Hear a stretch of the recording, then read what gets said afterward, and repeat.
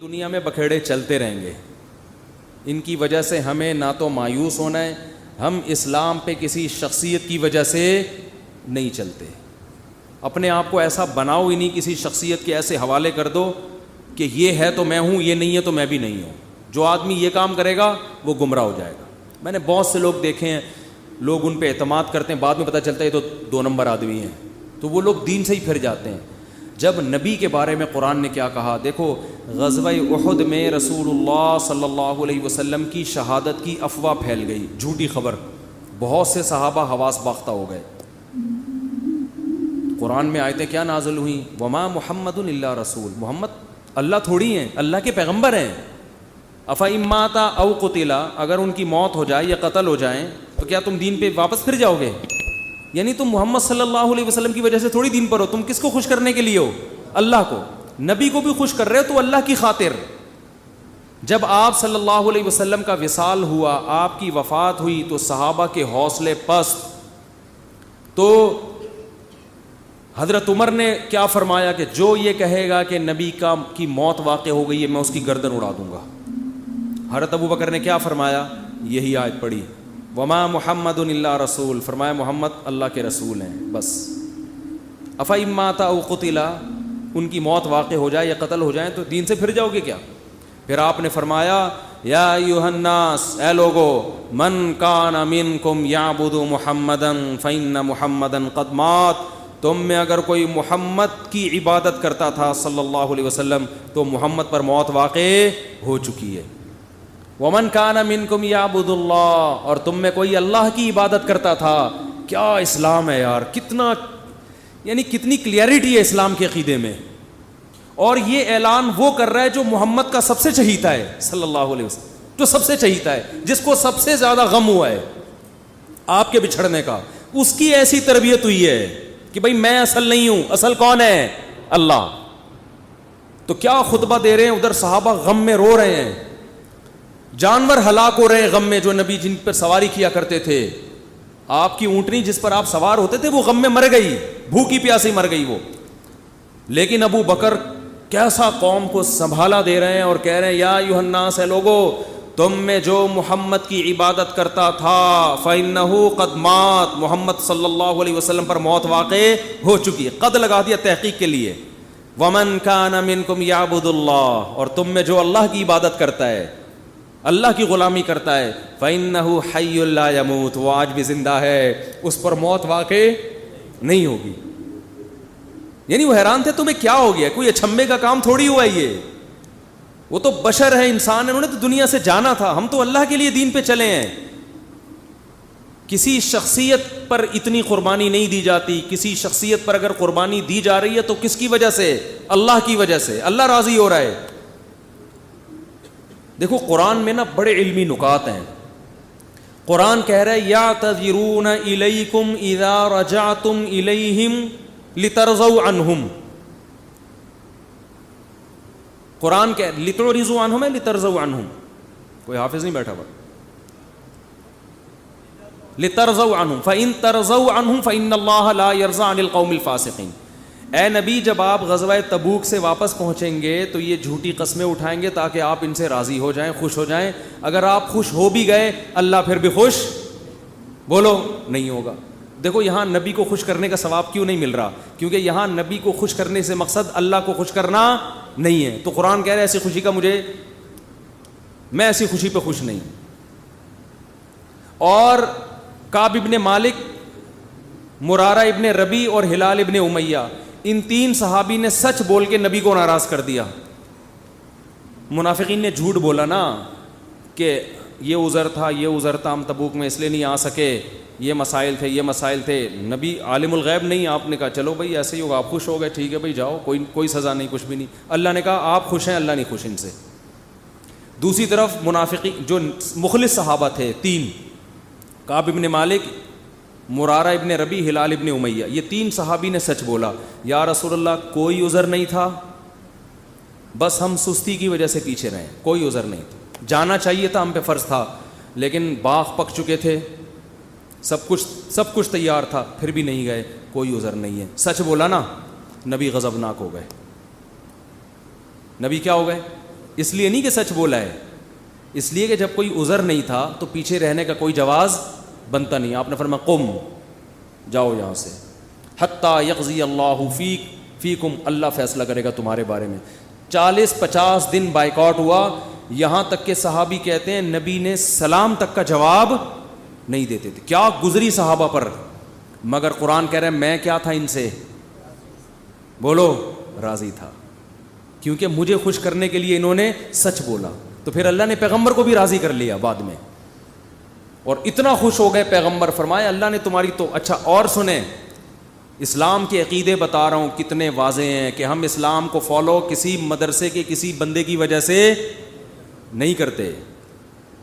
اور یہ بھی بتا دوں, اس ایک بندے کی وجہ سے مدرسوں کو بدنام کرنا کہ مدرسے ایسے ہوتے ہیں, یوں ایسے ہوتے ہیں, یہ بھی وہی زیادتی ہے جس کا میں نے بھی تذکرہ کیا. جب حضرت کعب ابن مالک کی توبہ قبول ہوئی تو ان کو خوشخبری پہنچی, وہ نبی کے پاس آئے. آپ صلی اللہ علیہ وسلم کا چہرہ حدیث میں آتا ہے استنار وجہہ کأن وجہہ قطعۃ قمر, ایسے چمک رہا تھا جیسے 14ویں کا چاند. آپ نے کیا فرمایا, ابشر بخیر یوم مر علیک منذ ولدتک امک, اے کعب اس دن کی خوشخبری قبول کرو کہ جس دن سے تمہاری ماں نے تمہیں جنا ہے آج تک ایسا خوشی کا دن تمہاری زندگی میں نہیں آیا, اس دن کی مبارکباد ہو تمہیں. حضرت کعب مالک نے کیا کہا, امن کا ام من عند اللہ, یہ خوشخبری آپ کی طرف سے یا اللہ کی طرف سے؟ نہیں آ رہی بات. اس فکر میں لگے ہوئے ہیں کہ اللہ راضی ہے کہ نہیں ہے. دیکھو نبی کے راضی ہونے کا تو یقین ہو گیا نا. یہ نہیں سمجھ میں آئے گا, یہ تو آسان کیس نہیں ہے, بہت مشکل کیس ہے.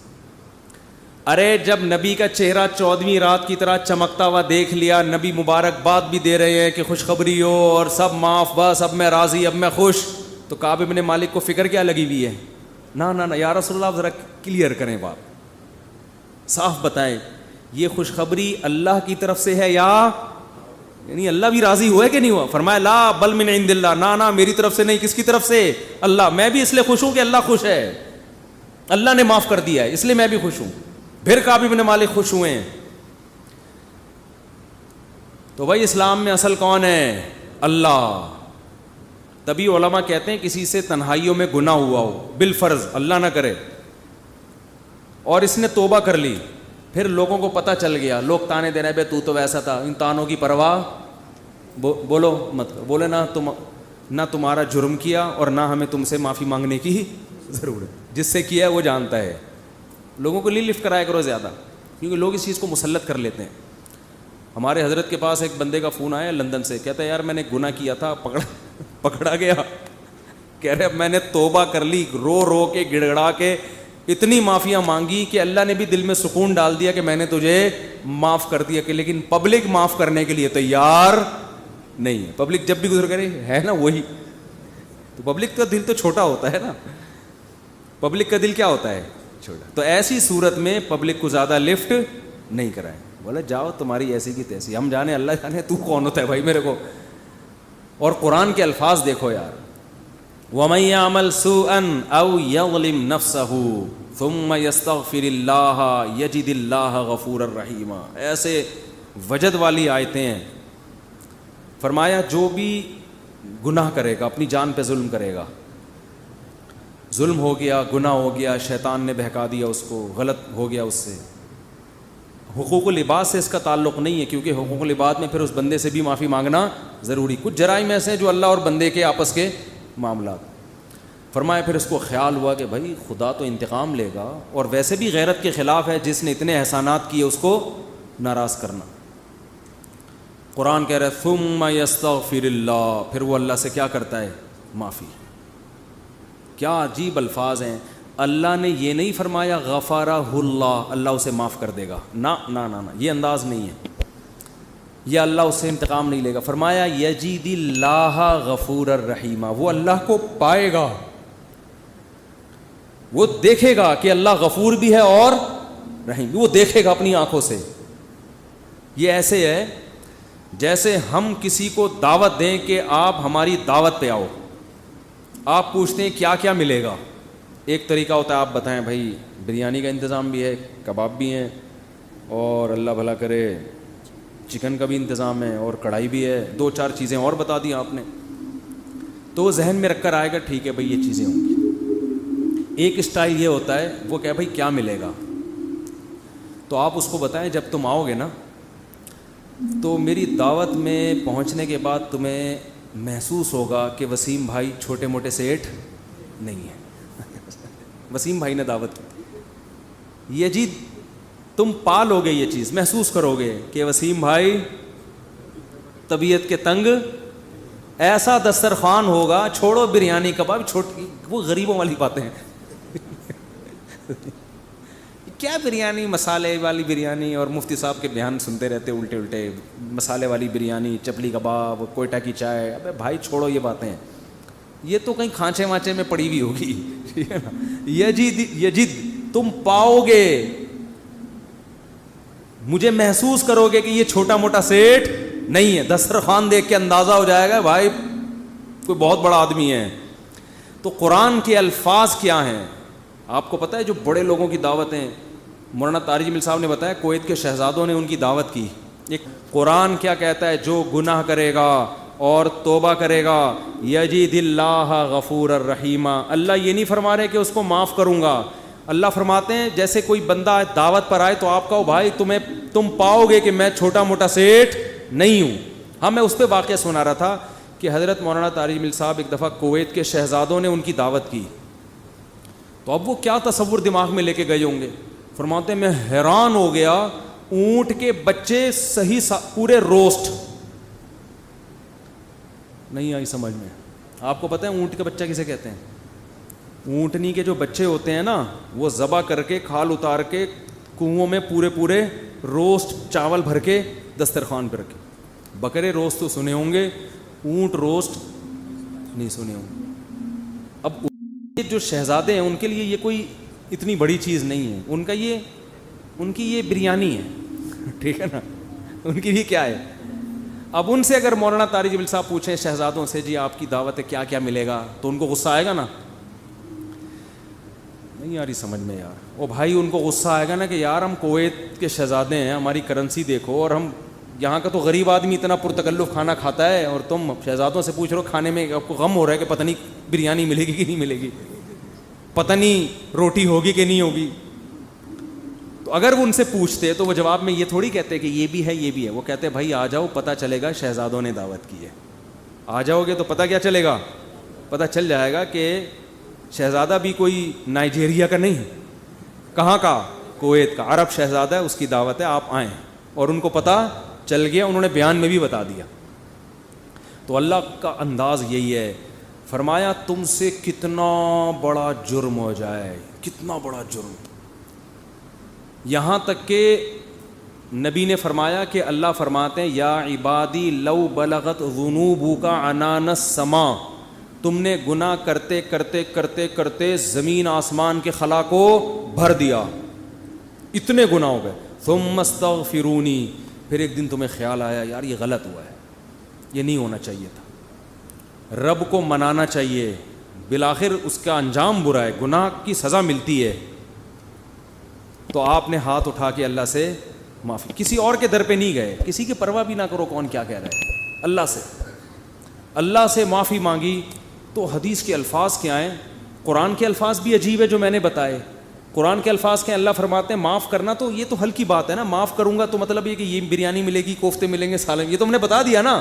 اللہ فرماتے ہیں توبہ کر کے دیکھ تو اللہ کو غفور اور رحیم پائے. غافر نہیں, راحم نہیں, غفور مبالغہ ہے.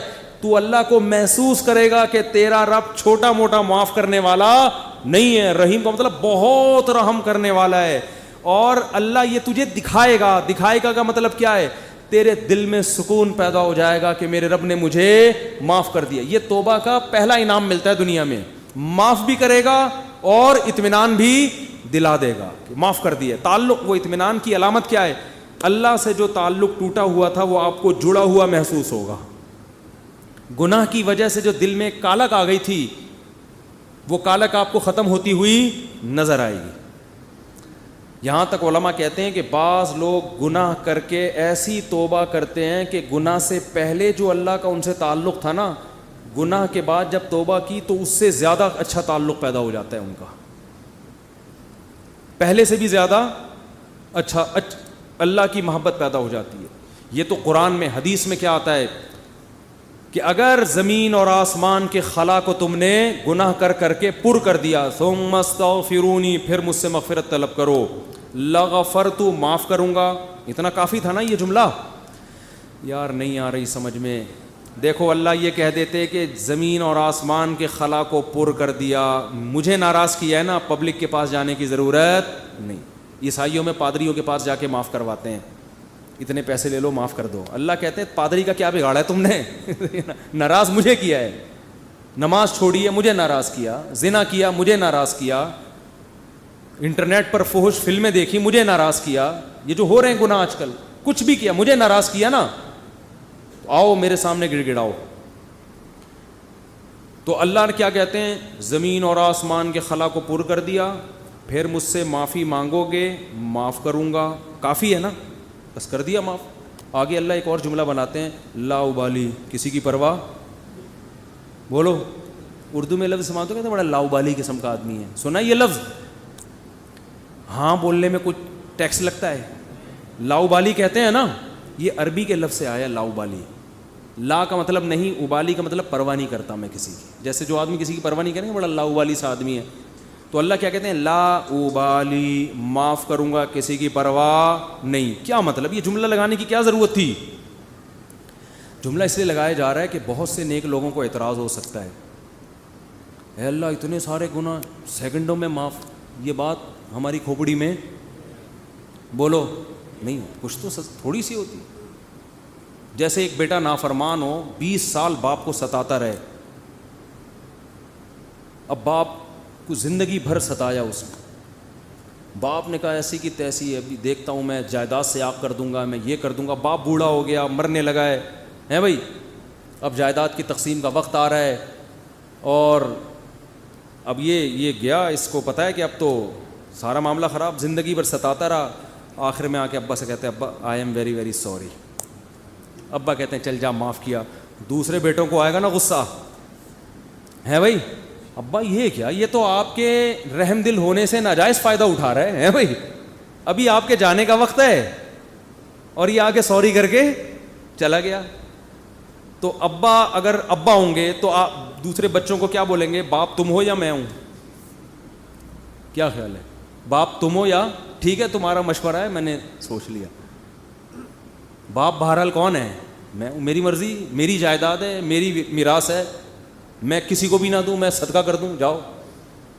لیکن انسان کا اتنا ظرف ہوتا نہیں ہے. اب اللہ پر تو موت واقع نہیں ہوگی, لیکن انسان پر تو موت واقع ہوتی ہے, اور موت کے بعد رحمت کے چانسز ختم, توبہ کے دروازے بند. ساری زندگی گناہ کرتا کرتا اب موت سے پہلے اللہ سے کیا کہہ دیتا ہے, آئی ایم سوری, معاف کر دے. تو اللہ کہتے ہیں کہ میں معاف کر کے, آگے پہلے ہی بتا دیا کہ کسی کو اعتراض کرنے کا حق, اللہ کو پتہ ہے بہت سارے لوگ آئیں گے, یا اللہ یہ کیا ہے بھائی, یہ کیا اتنے سارے گناہ ہو رہے ہیں اور اس نے معافی اور 1 سیکنڈ میں معاف, یہ تو تیری حکمت کے خلاف ہے, یہ تو مصلحت کے خلاف ہے, یہ تو یوں ہے, یہ تو ناانصافی ہے. اللہ کہتے ہیں بولنے دو, مجھے پرواہ, بولو نا, نہیں ہے. تم نے تھوڑی جہنم بنائی ہے, میں نے بنائی ہے. نافرمانی اس نے میری کی, معاف کرنے کی طاقت مجھے ہے, تو میں جس کو چاہوں معاف کروں. تمہیں کیا تکلیف ہو رہی ہے, تم اپنی بات کرو مجھ سے, کہ تمہیں کسی جرم کے بغیر میں سزا تھوڑی دے رہا ہوں. یہ جو الفاظ ہیں نا, لا ابالی, یہ بڑے زبردست الفاظ ہیں. مجھے اس پر اکثر ایک چٹکلا یاد آتا ہے, وہ میں ہر بیان میں جب بھی اس حدیث کی تفسیر کرتا ہوں وہ سناتا ہوں کہ اس کی مثال کیسے ہے. اس کی مثال ایسے ہے, یہ جن لوگ پہلے سے بیان سن رہے ہیں انہیں یہ واقعہ سنا ہے, نئے لوگ بھی آ جاتے ہیں نا. پرانے والے اصل میں اعتراض کرتے ہیں, یار وہ گھسے پٹے قصے بار بار سنا کے نا تھک گئے ہم. تو بھائی آپ کے لیے گھسے پٹے, نئے لوگوں کے لیے کوئی مارکیٹ میں نیا آئے گا تو بتائیں گے ہم, اب آ ہی نہیں رہا. تو وہ ایک اونٹ, ایک بیل اور ایک دمبا, یہ بس واقعہ سنا کے بیان ختم کرتا ہوں, کچھ چند سوالات کے جواب دینے. اونٹ, بیل اور دمبا یہ کہیں جنگل میں سفر کے لیے نکلے, کھانا ختم, ایک گٹھری نظر آئی گھاس کی. اب تینوں میں پھڈا ہو گیا, اونٹ کہہ رہا ہے میں کھاؤں گا, بیل کہہ رہا ہے میں کھاؤں گا, دمبا کہہ رہا ہے میں کھاؤں گا. اونٹ نے کہا دیکھو میں تمہارا بزرگ ہوں, ہم تینوں ایک معیار بنا لیتے ہیں, جو اس معیار پہ پورا اترے گا وہ کھانا وہ کھائے گا. یہ پیشکش کس نے کی؟ اونٹ نے. اس نے کہا میں قبیلے کا بڑا ہوں, دیکھو تو اب میں جو سجیشن دوں گا اس پر عمل کرو. تو ہم تینوں میں سے جو اپنا سب سے پرانا ہونا ثابت کر دے گا کہ جو دنیا میں سب سے پہلے آیا ہے وہ اس گٹھری کا مستحق ہے. اونٹ کا خیال تھا میں ہی ہوں, بزرگ ہے. لوگوں نے کہا چلو جی بزرگوں کا احترام اسلام میں ٹھیک ہے واجب ہے. دمبے نے کہا ٹھیک ہے بھائی میں اپنا ثابت کرتا ہوں میں بہت پرانا ہوں. انہوں نے کہا کتنا پرانا؟ انہوں نے کہا دیکھو ابراہیم علیہ السلام نے بچہ ذبح کیا, نہیں ہوا تو دمبا آ گیا. یہ روایت صحیح نہیں ہے لیکن چلو فرض کر لیتے ہیں دمبا آ گیا. اس کا مطلب میں 4000 سال سے ہوں, ابراہیم علیہ السلام کے دور میں بھی میں تھا. اونٹ چکرا گیا, اس نے بولا یہ تو پہلی گیند پہ ہی آؤٹ ہو رہا ہوں میں. تو بیل نے بولا کہ آدم علیہ السلام جب زمین پہ آئے تھے زمینداری کے لیے ٹریکٹر ایجاد نہیں ہوئے تھے, تو کچھ تو اگایا ہوگا نا, تو کھیتی باڑی کس سے کی تھی انہوں نے؟ بیل سے. اس کا مطلب میں کب سے ہوں؟ دمبا تو آؤٹ ہو گیا نا. اونٹ پریشان کہ کمبخت اس سے پہلے تو تاریخ لکھی نہیں گئی ہے, اس سے پہلے تو تاریخ لکھی اور سجیشن بھی میری تھی. اونٹ ٹینشن میں آیا, اس نے کیا کیا وہ گھاس کی گٹھری اٹھا کے اپنے کوہان پہ رکھی. تو دمبے نے بولا بھائی میں تو بہت پرانا ہوں. اس نے بولا مانتا ہوں, میں نے کب کہا آپ بہت پرانے ہیں, میں آپ کے بعد آیا ہوں. بیل نے کہا میں تو اس سے بھی پرانا ہوں. اس نے کہا میں نے بولا کہ آپ پرانے نہیں ہیں, تو بھائی یہ پھر ہمیں دو. اس نے کہا دم ہے تو لے لو. اس نے کہا ہمت ہے تو اٹھا لو. اونٹ کے کوہان سے کون اٹھائے گا؟ چلو دفعہ یہاں سے, تمہاری ایسی کی تیسی. سجیشن بھی خود ہی دی, بولا جس میں دم ہے لے لے بھائی. چلو اس کو کہتے ہیں لاؤبالی. نہیں آئی بات سمجھ میں؟ اللہ ایسا نہیں کرتا کہ وہ اپنی تجویز کے خلاف چلے. یہ تو میں نے صرف واقعہ سمجھانے کے لیے کہ بھائی اللہ کے سامنے کون لڑ سکتا ہے, اللہ کے سامنے کون دلائل دے سکتا ہے کہ اللہ وہ اتنے سارے گناہ کیے تو 2 منٹ میں معاف کر رہا ہے. اللہ کہتے ہیں جو جس نے دلائل کے امار لگانے ہیں نا پہلے لگا کے رکھے, کتابوں میں لکھے, پورے رسالے لکھ دے. میری نظر میں اس کی کوئی ویلیو نہیں ہے, کیونکہ خدا میں ہوں تم نہیں ہو. نافرمانی میری کی ہے, تمہیں کیوں تکلیف ہو رہی ہے؟ یغفر لمن یشاء ویعذب من یشاء, جس کو چاہوں گا معاف کروں گا, جس کو چاہوں گا عذاب دوں گا. یہ اللہ نے اپنے ہاتھ میں رکھا ہے تاکہ جب کوئی گناہ کرے تو گڑ گڑائے کس کے سامنے؟ اللہ کے سامنے. ہمیں پتہ ہے کہ اللہ کے سوا معاف کرنے والا کوئی بھی نہیں ہے. معافی کا اختیار اللہ کے ہاتھ میں, سزا کا اختیار اللہ کے ہاتھ میں. تو میں اس لیے کرا رہا ہوں کہ مخلوق کو زیادہ لفٹ کرانے کی ضرورت نہیں ہے. لوگ مجھے کہتے ہیں ہم سے گناہ ہو گیا, فلاں نے کہا یوں ہے یوں ہے. میں کہتا ہوں بھائی تو بولے تو کون ہوتا ہے؟ تو میرا باپ ہے, تو میرا ماموں ہے, تو کیوں پوچھ رہا ہے؟ میں جانوں اللہ جانے, تیرا کیا مسئلہ ہے بھائی؟ اور یہ بات سے بات چل پڑی ہے. شادی کے بعد عورتوں میں یہ بہت بڑا مرض ہے, اپنے پرانے قصے, پرانی غلطیاں میاؤں کے سامنے ظاہر کر دیتی ہیں ان کو اعتماد میں لینے کے لیے. جتنے اللہ نہ کرے, بعض خواتین کے ساتھ ہمیشہ نہیں ہوتا. ستار بھائی وسیم, بھائی ستار کو چھوڑو یار, نیک آدمی ہے, کوئی بھی چکر ان کے چلے ہوتے ہیں تو وہ اپنے شوہر کو اعتماد میں لینے کے لیے کہ میں آپ سے دیکھیے آج میں آپ سے اپنے دل کی کچھ باتیں شیئر کرنا چاہتی ہوں.